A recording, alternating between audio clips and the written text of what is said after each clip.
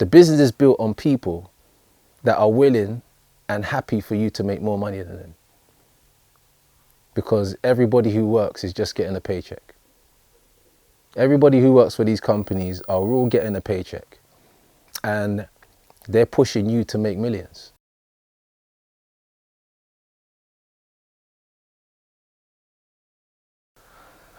Mega man. Yes, bro. yes, we here, bro.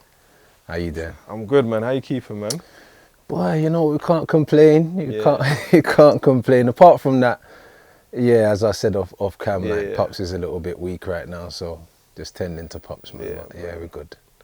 But I think also a blessed thing is that you're able to help your Pups in Yeah, this situation. yeah, you're in a yeah, position to be Yeah, able to. yeah. to those things. All his kids are pulled in, and you know, what I mean, we're just making sure he's cool right now. Yeah, bro. We need to really grind out the business and like what's important. And I think for you, being that you've been in the industry, you've seen it over decades. You've seen where we are now. Yeah. What do you think are the most important things now for an artist, business-wise? Is it shows? Is it touring? Is it YouTube? Because it seems like for everybody out there, for different artists, there's different things that are important to them in how they deal with their database. And for me, I feel that a lot of artists are forgetting. They're forgetting there's music and there's the music business. correct. You know, and there's many sectors within those areas. You know, there's also a rave scene, and sometimes people in the club scene do poke into the commercial world, whether it's house music, whether it's drum and bass, whatever it is, garage music, whatever. But there's still a club scene. People are forgetting a lot, and I wouldn't put it down to any particular thing, because every artist and every sector in our cultural music has its own way of getting there.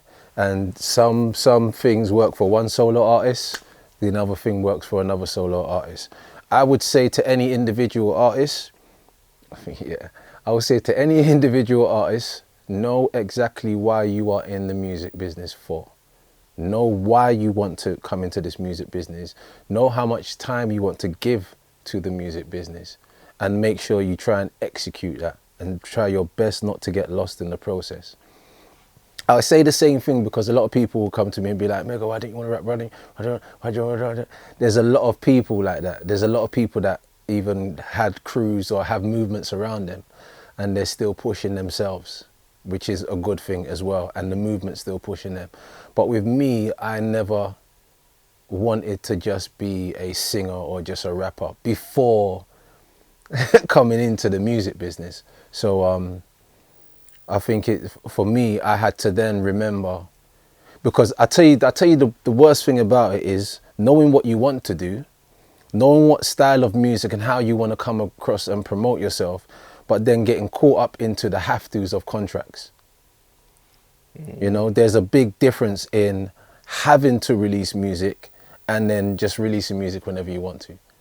You know, some artists have that freedom until they get to a certain state, get a paycheck, and then that freedom's slightly lost for a minute, but it's very manageable because the paycheck is high. So like I say to anybody getting into the music business, just know what you're in it for. I mean, I think doubling on that, I wonder if a lot of people, if their passion really is music, or is it just like, I'd rather do this than do that? Because the money, like, I feel like money is money. One of the easiest options for most street people who don't want to take the educational route, who don't want to go to university and study for so long, who don't want a 9-to-5 job, you know, who don't want to be told what to do. This is one of the easiest things that we can do. And that's the special thing about making the industry understand that, look down here. That was what happened when we came about, you know, and a lot of other East London, North London, even before So Solid, just in the, you know, club area, there was a lot of noise being made on the ground level. Soundboy thing, Carnival was always a peak of knowing who's hot, what sounds hot, and what music is hot. So it was one of those things where when we came into the business, we made the business understand that, yo, there's a lot of people that don't want to go the conventional way of making money, don't want to be study, but they're talented. You get me? They're making good songs. The clubs are filling out because of them. You know, radio stations, pirate radio stations. I've got them online every day spitting bars. You might want a piece of this. And So what? I think that's because I think with your deal initially, Yeah, they were looking yeah. at some of those metrics, the radio, you had your own. Yeah, they looked on all those metrics. Everybody had the access to those stuff, but I don't think one organization had it in their whole fold. Yeah. That's another part of Yeah. our conversation. We'll get to that, but just definitely just looking at the whole fold, I would say like just ball pointing it off.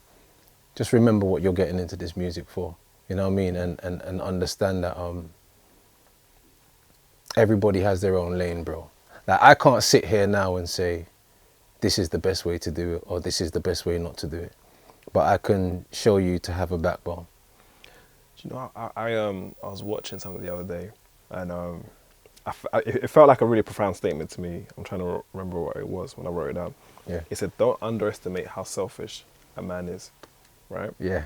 And it was in terms of boxing, and the selfishness is his selfishness to win. Why he wants to win, is it for his family? Yeah. And the other part I think about the industry is like, how do you correlate when it's like some people are just stone cold greedy and they're trying to they're trying to finesse you? Like, I mean, how does one from that world deal with that enlightening See me, information? there's certain rules and things. There's certain rules and things that you don't break. Even from the streets, you know what I mean? Like, in the streets, you can, rob people, lie to people, try and finesse them and do all sorts. But there's certain rules that you don't take with you into the legit world.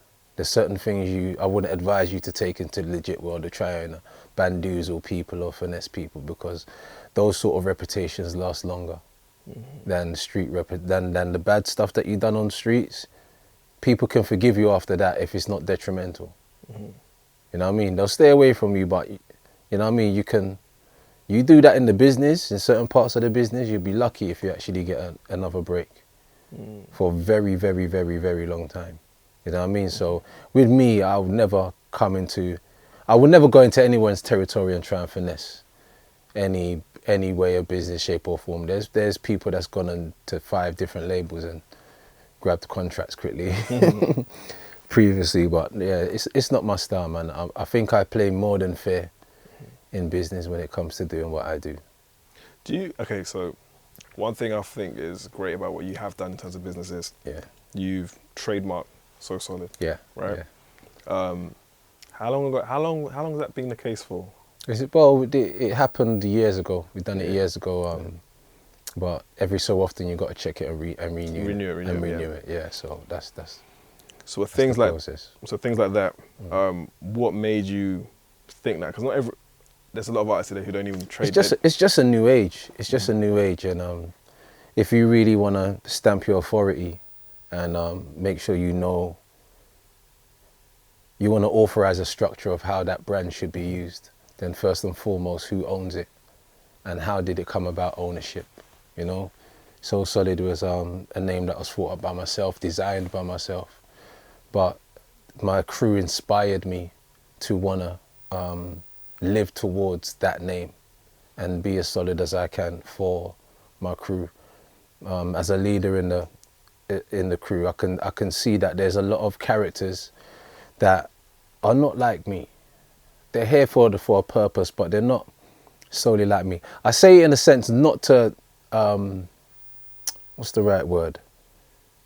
You're not putting anyone down. Yeah, not even putting anyone down. But I think everyone plays to their position. Everyone plays to their position. That's the right word for it. Everyone plays to their position, and I'm careful. I've been careful for a period of years to sit back and allow everybody to step into a certain level of what they feel they can manage themselves and stuff like that. And after a period of time, you kind of just understand, you know what?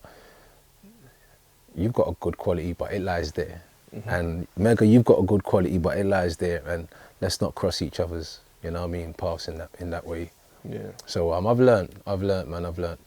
And I just feel the way how I grew in my family, and like my circle in Junction and stuff. Come on. SW11. Come All on. for one and one for all, Yeah. bro. You know what I mean? All for one and one for all, man. I don't care if I could have went by myself and made crazy money and jumped on stages by myself, but it's all for one and one for all, man. You know what I mean? I can't feel content being the only man out of my circle that's spinning a few $100,000 or $1 million. Like I can't. After a while, I can't be content because then I'm having to make everybody look good. Is that to your detriment? Huh? Has that been to your detriment that you want to see everyone win, but the qualities to win takes Yeah. a certain character? Yeah, yeah. But it's like when you're around a circle of people, just like if you're in a classroom, your circle of people is your imaginary classroom. Whether you feel you're the teacher or you're the top learner. Yeah, but this is your classroom. And over the years of you and your friends being in this classroom, hopefully we're all looking at each other for the right reasons. Hopefully we're all listening to the right things. Hopefully we're all going to be in the position and take turns in being a teacher or in being a leader. Got it, I got it. You know what I mean? So over a period of time, I was hoping that everyone set up their ventures and their companies within that short space of time, that everyone was looking at the faults of what Mega or G done and was learning from then. I'm talking about from 2002 onwards, or 2003 when everybody got their money and was in a position now to emulate what Mega and a few guys emulated or set the template Like a for conglomerate, them. almost Yeah, a so cartel. I was hoping that, and over a period of time, if you build a good structure within your circle, then that circle can then help you build credit, help you build finances, help you go into different pockets.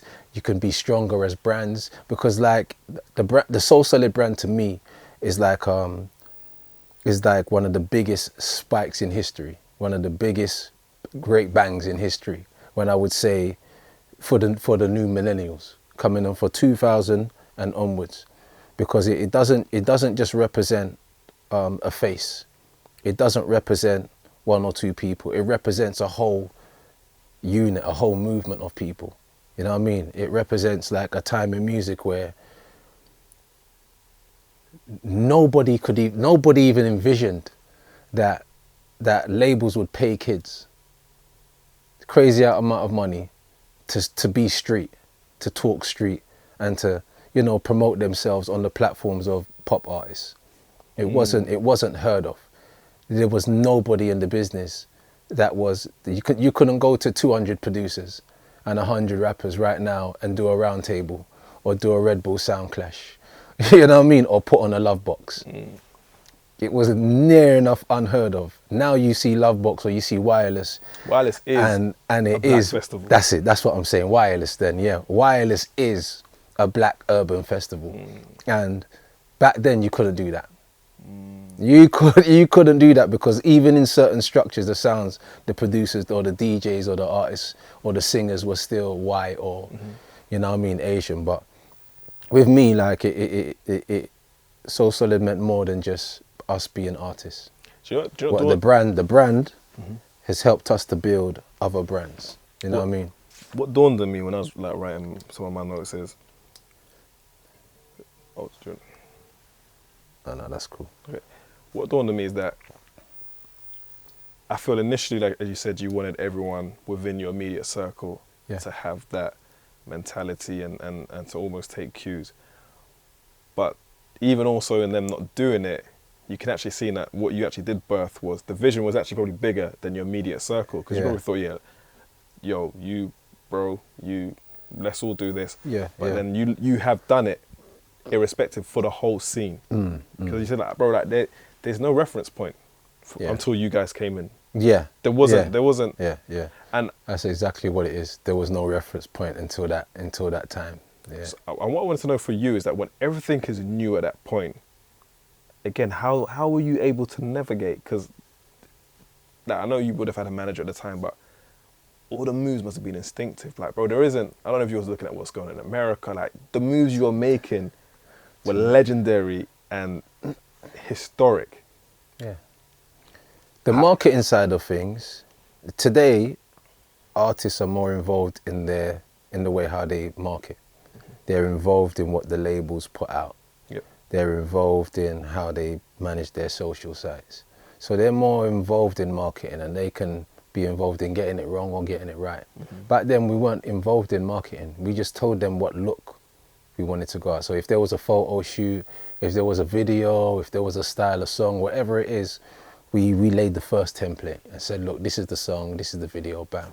But marketing, I think it was easier after 21 Seconds to market the album and to get the guys into different positions in the business. It was definitely easier after that point. But I just had a simple job: create the music, get the deals done, and make sure my boys stay out of trouble as much as possible and get the careers that they needed, you know. And even though the trouble was there, still got the careers. You know what I mean? Let's talk about was it the first video you did? Was it Oh No? First video we did was Oh No. Talk to us about that, and just were you involved creatively with that video? Was it? Yeah. Every video that we done, I was in creative control of every part of it. So the first video, I wanted to do it in our own area. We chose Badrick Court as one of the estates to do it on. So that video was split between two parts. One part was on the estate, the other part was in a penthouse. So one part you see us wearing Avrexes and, you know, all of that, and then the next part is the party in the penthouse where we got white blazers on, cream blazers on, and, you know, a couple gal them in dresses and, you know, little bougie type of thing. So then times there, I just wanted to show the differences in like the two type of sides of what garage meant to us. You know what I mean? We do the street stuff, but when you go to the clubs, you're gonna see people dressed up nice, in dress and high heel shoes, dancing to our music. You get me? And it's just the vibe. It kind of pinpointed how I felt, how we all felt in the streets. Everyone that was in the streets listening to doing the soundboy thing and, you know, clashing each other and being bad boys out on streets. Whenever we went clubbing, it was to release that, to get away from that. You know what I mean?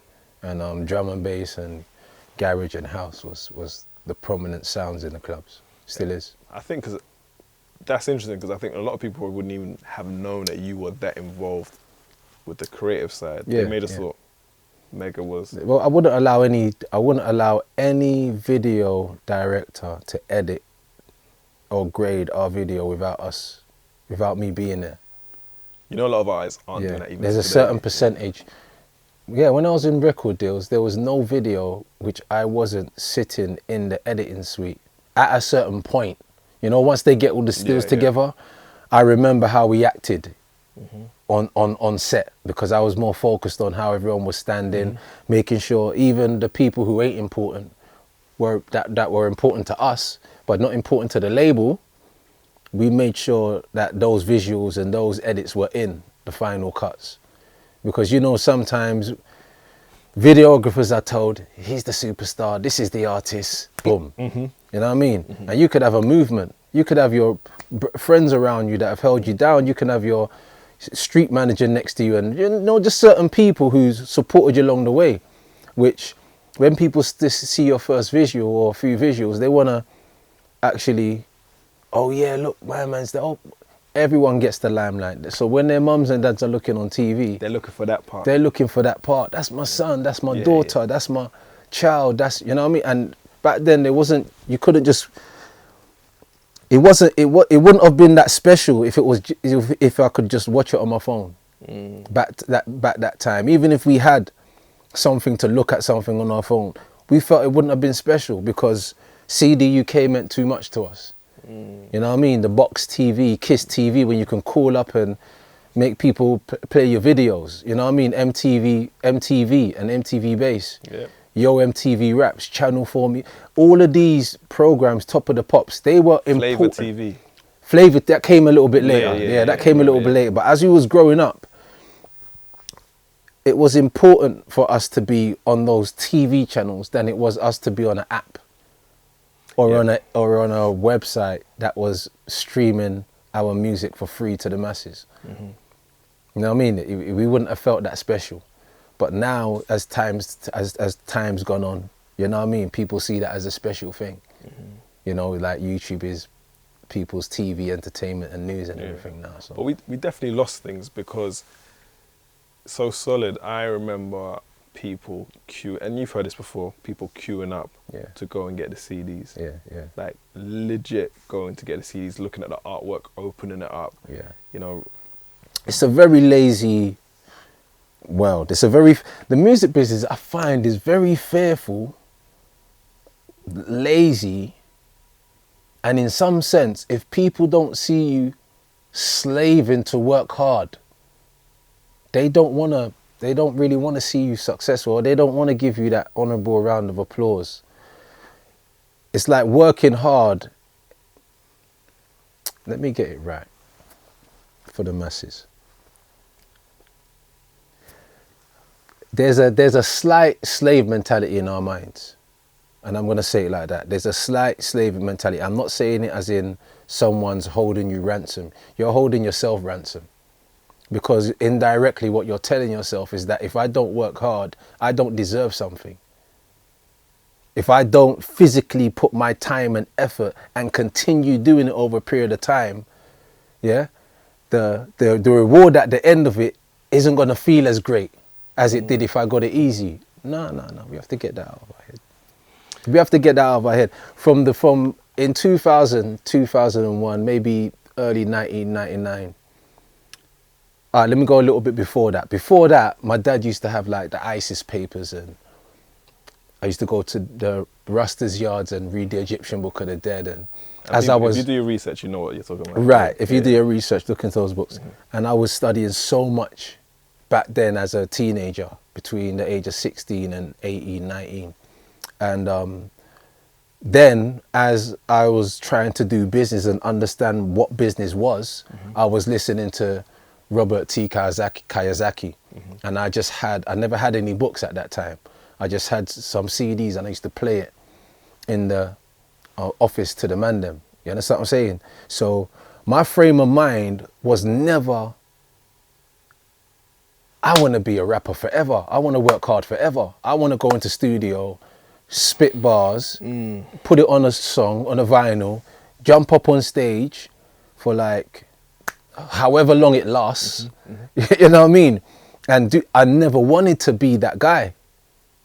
Because remember, like even at the same time, we're coming up and we're seeing the edge of history of Motown and black music. And people were being mistreated and used Even then. as entertainers in the music industry and being poppy showed, you know what I mean, and not getting what they deserved. So being a part of the music business on one side of it was very fun, but I then saw the edge of it. Yeah, when Public Enemy was coming through, KRS-One was coming through, Fight the Power, F the System, that sort of attitude. And then Diddy and them lot came, and, you know, Master P and them lot came, and it was Flossy Flossy, Gang Gang, all of that sort of stuff. But I looked at that and I said, I like those guys. You know, when people come up to me and said, who's your favorite rapper? It would be the rapper that was doing business. You know, it wasn't the rapper that was saying, oh, I smoke weed, I drink lean, you know what I mean? Girls and look at my Gucci's, it wasn't that sort of rapper I was listening to, even though the rappers did speak like that. But what I admired about them is that they had a business sense. So the runs that I was looking at had a business sense, and they wanted to make more money for the people who they were pushing through than themselves. And I would tell you that it takes, there's not a lot of people that are rappers or artists or even entertainers that can even stomach that. But do you know that the business is built on that? The business is built on people that are willing and happy for you to make more money than them. Because everybody who works is just getting a paycheck. Everybody who works for these companies are all getting a paycheck. And they're pushing you to make millions. They're pushing you to make hundreds of thousands and help your family. So it takes a certain person to want that for people without your brethren saying that you should have that for yourself though, or without people thinking you want that for yourself. Because if I wanted that for myself, I wouldn't have been content creating a lane for a Harvey, or creating a lane for a Asher or a Lisa or a Romeo, or even a Swiss, my bro, or, you know, other people after that. I wouldn't have been content trying to sign people from North, East, South, West. I wouldn't have been content, bro. I would have been like, you know what? Like one or two artists, I ain't going to say their names because I don't want to put certain artists get label deals. And they try with their friend, it don't work. And the next minute, their own label, and they're putting the money into themselves. And they're pushing themselves. You know what I mean? And, you know, to me, I find working smart would be a lot more intelligent for our generation. So instead of you putting 100% into yourself and having to run up and down help others. Help others. Instead of taking 100% of your own earnings, help others. Help other people and take 10% by helping them. Take 5% by helping them. Take 15, 20% by helping them. But always take less than what they're earning. You know what I mean? Let me ask you this though. The way you just put that together, like I just felt to do on the post to them, they was clicking things like, the industry is built on you're gonna get more, and people have got to be willing to take less. Because if the way how I said it, you would think that I was talking about the companies, the company system. That system is there that wants to make money. But I tell you one thing: majority of the artists that are selling the most units, they still need to be recruited. The labels still haven't made back their full money from majority of these acts. So at the end of the day, like, people who work for the business and who are happy to create artists, they are always the ones that are happy for people to make more money than them. And they want to see people, you know, their joy lies in silent credits. Yeah.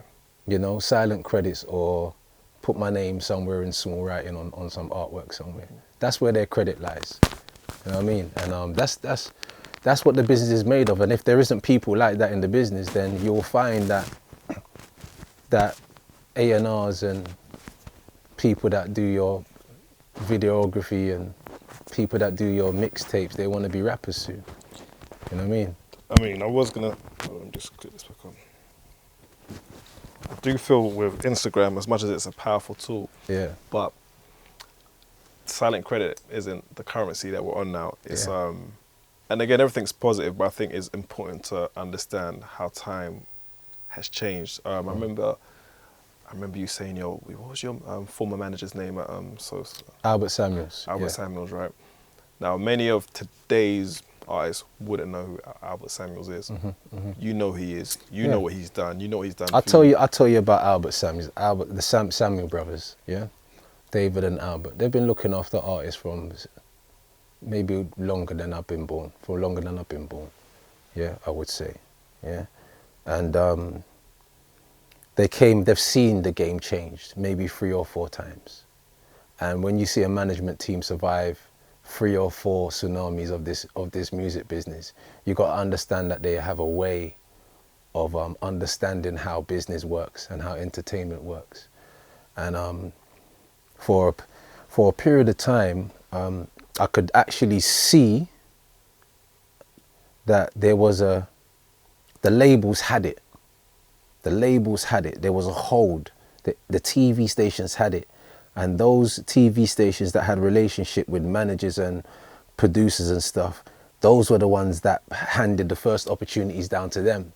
So for a period of time, those were the managers that were cleaning up. And if you wasn't coming through certain managers, it would have been difficult for you to execute a certain amount of income, because you don't have any proof of administrating that.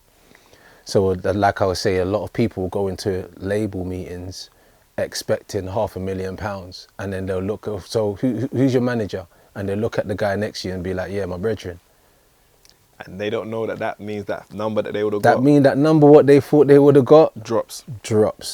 It's a fact. There's some people that's gone in there as managers, but they've never managed before. They might have managed people on tour dates or whatever it is, but they haven't managed a certain amount of income or a music group. You know what I mean? And even when going into situations like that, it's you have to understand it's an investment safe. It's a safety net for any labels that's investing to know that if they hand over money to a certain individual, that company's going to administrate it well and get the job done. And also, if it goes wrong, we can hold them responsible. Yeah.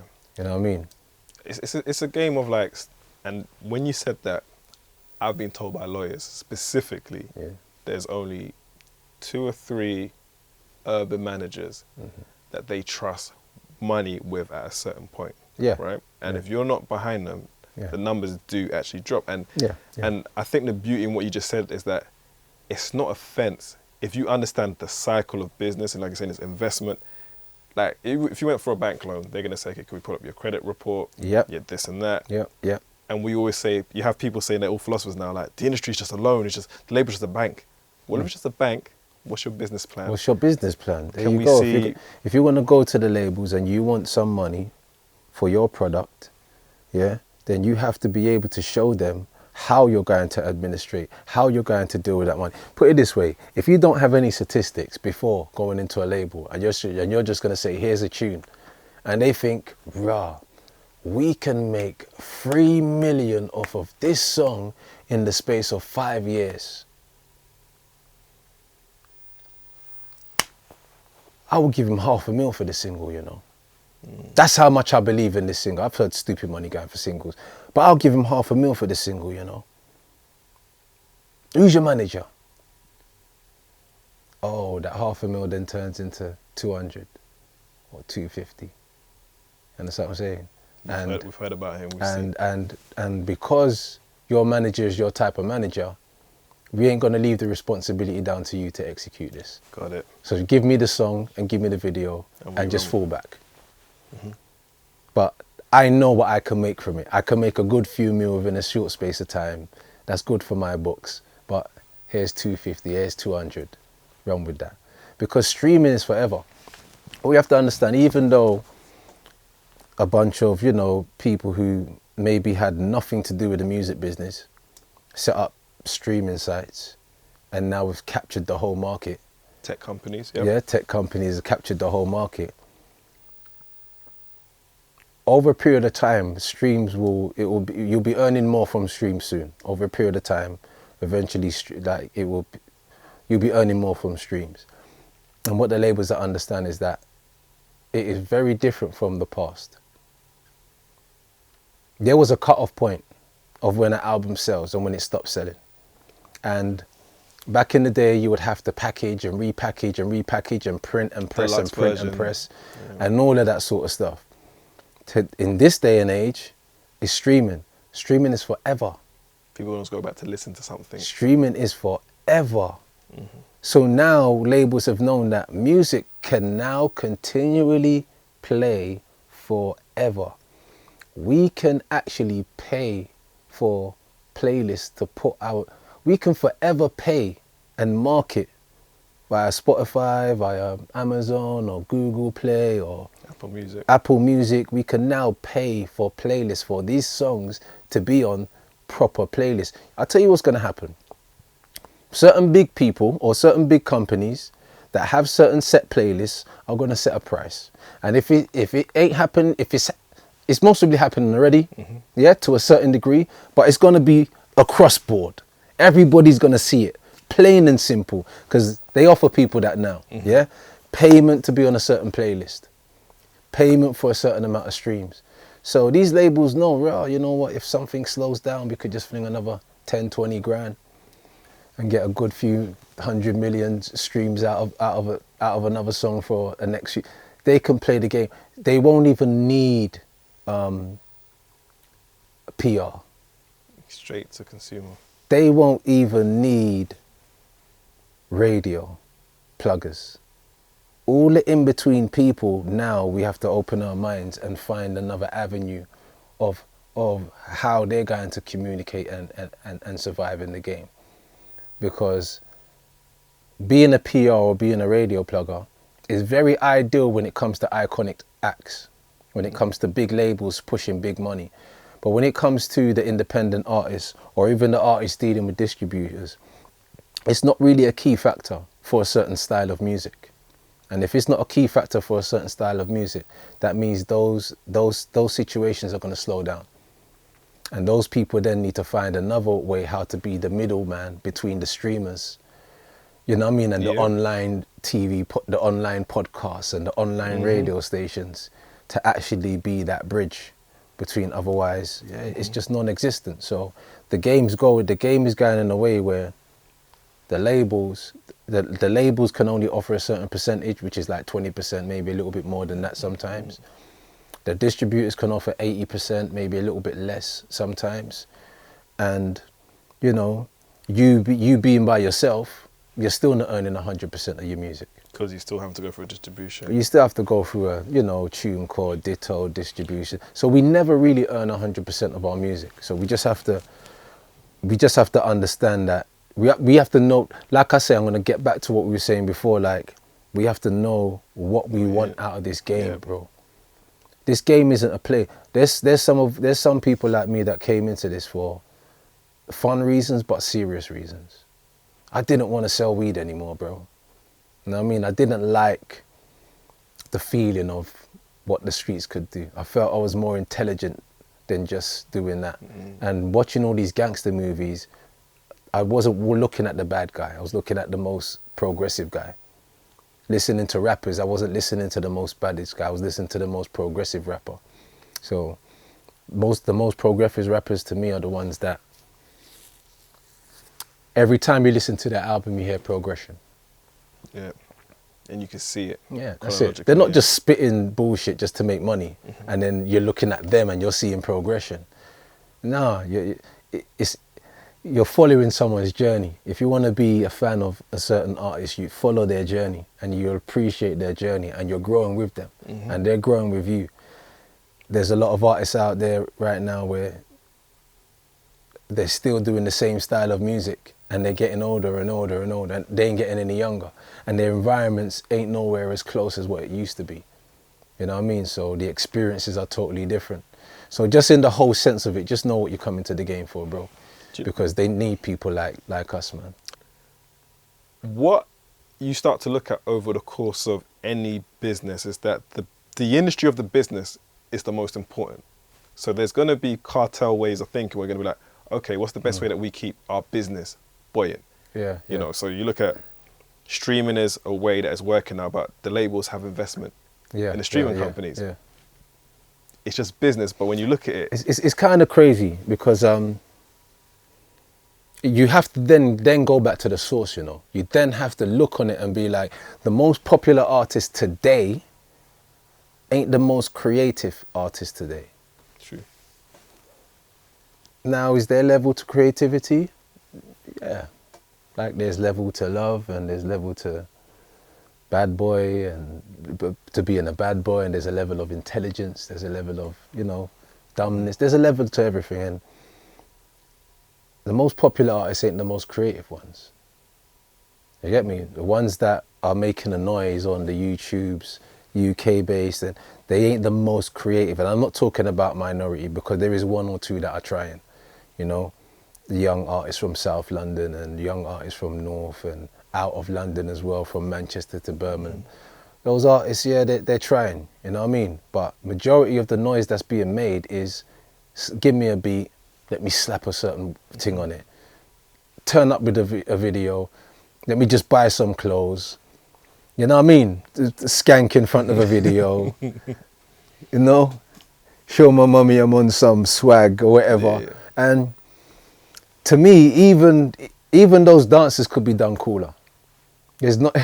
bro. Even when I look at how some of these young guys do the dances, yeah, it is very... Enough of them can't dance.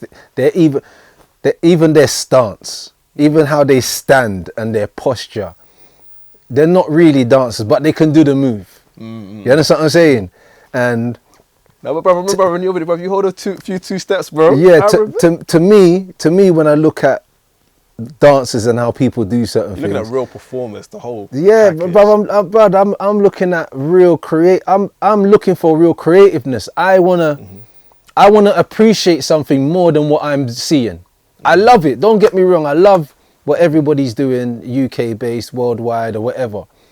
But I wanna appreciate something that has more depth and has been more thought about, you know. And even to the visual don't look childish. There's nothing in the visual that looks childish. There's nothing in the visual that looks rushed. You know what I mean? Right down to the edit, to the grade, to whatever you've worked on. The whole of it is a masterpiece, and I don't think anybody is nailing it. Can I just chime in there, bro? I feel the same because I've seen that the requirements to enter into the music industry is just being opened up, right? So it's basically trying. Yeah. But I do see some artists perform, and they're not performing to me. They're karaokeing.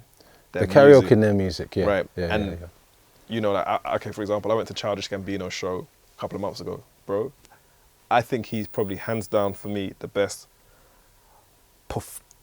overall artist within the urban space. And I looked at how he performs, his staging, he can rap, he can sing, he can dance. The funniest thing, yeah, bro, you might say Childish Gambino's the biggest, but I look on a lot of artists from America, and they know how to work the stage. And they do the dances while they're on the stage that you see them do in their studio, in their house, or on their videos. It's natural. And they've got a certain swag about them when they hold the mic. And they've got a certain... And majority of the artists... I'm talking about the new artists, the ones that we even think are a bit... What are you doing? Drinking lean and doing that, tattooing your face and colouring your hair. Like, that's fruity. Like, you're feminine. And like I say, we're going to get to this feminine thing as well, because UK ain't exempt from that sort of man-feminine sort of attitude, you know what I mean? But the ones in America, they are trying to be living rock stars, yeah? They're living rock stars, but they're black and they rap, but they have a bit of more soul than the rappers and the artists in America, in the UK. They move on stage with a little bit more aggression and a little bit more confidence. You understand what I'm saying? Yeah. And you can see it right down to their bone when they're on that stage. Even, who's that guy, Blueface? Is that Blueface? Who's this Blueface guy? The one that does that. Drop down, Tatiana. Yeah. He is whack, bro. You understand what I'm saying? But even when he's on stage, right down to his soul, you can see his confidence.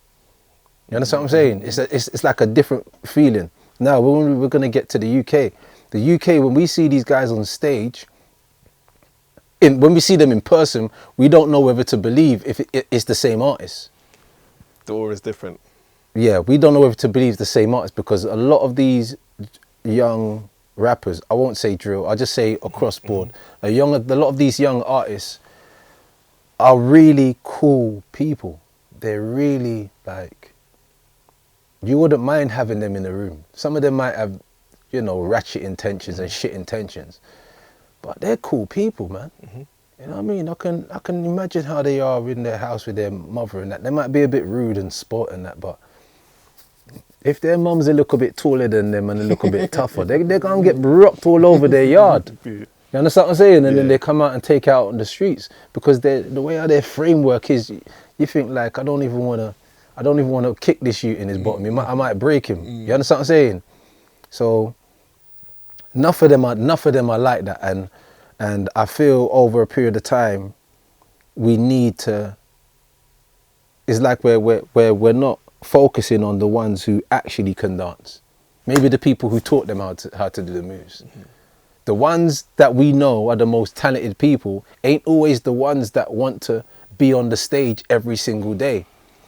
In hindsight, the ones who want to be on the stage every single day of their life, and boy, I don't know, blood, I'm just going to go studio and work this thing out, blood. I don't know how long it's going to be, but I just got to churn out some tracks, blood. You get me? Boy, you might go number one, it might not. Blood, there's some of us that can't live on hope. Go and get a gal right now, tell her to move out of her parents' house and come and live with you and say, babes, we're living on hope. Blood, it's the most stupidest thing for anyone to continue to do. Anyone who feels that they have a sense of worth or a sense of great talent or a sense of, morals about themselves and how they want to conduct themselves over a period of time. If most people who feel that they don't know how they got here are the ones that would always take that gamble. Take that gamble. Let me just turn out bare music. Hopefully one day something will drop. And the most talented people ain't the ones that do that, bro. The most talented people are the ones that take time with their craft. Paint a Picasso and, you know what I mean? When they put out something, it stands the test of time. You know what I mean? And they ain't gonna put out shit music just for the sake of trying to make a living. Nah, blood, like. But I think it's a bit, it's errors, isn't it? Everything's just sped up. But In a sense, everybody. It's okay for everybody to do what they want. Yeah. It's okay for everybody to do what they want. Release whatever music they want. Release whatever sound they want. Try doing it wrong. Try doing it right. They can do what they want, bro. It's down to them. You know. But there's only a handful of people, or one or two people, that will be successful out of the ones that are doing it. You know what I mean? And there is more people, there is more success out of the ones that take time to mold their craft and then present it to the table in such a special way. Hardly no one would say no to it. But that's why I feel like, do you know what I firmly believe, right? Is as much as there's middlemen, I think where our industry, and it's a sub-industry, is failing is that people don't want to invest in consultants. Like anyone who would sit down with a mega. Like I'm fortunate that I can sit down and talk with you. Or I can call you on the phone. Yeah. I know, and I never ever forget how valuable that conversation is. Because if there's a price point put on it, I can't afford it. A lot more people outside of your circle, outside of your family or friendships will be like that with you as well. Because there's a lot of people inside my circle that ain't like that with me. You would think that the brothers or cousins or friends that have seen you do it would come to you for even 5% of your advice. You know what I mean? And it doesn't happen like that. And even to an extent, you have to be content with people not even being like how you are.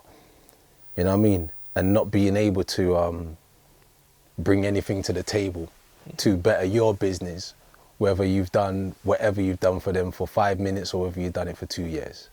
You know what I mean? There's some people that when it comes to them, it's what they can gain and what they need to gain.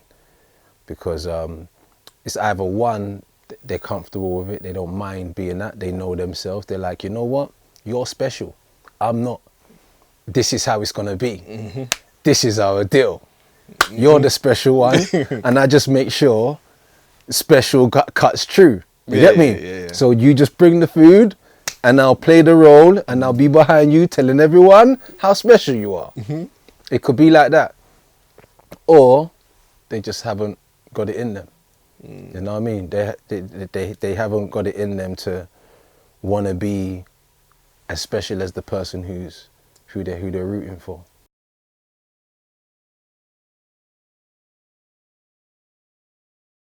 They set a system, you know what I mean, to work for them. And then they hired the rappers to come and launch it. They hired the entertainers to come and launch whatever idea it is. You know what I mean? And now they've taken a couple pictures with these celebrities and they're as popular as you, but they ain't doing half of the things you do. I couldn't even influence certain hustlers in the streets when I was starting the whole Soul Solid thing to even be a part of this. Even with the money that could have come with it. They couldn't even envision that. They was doing a lot less for a lot more.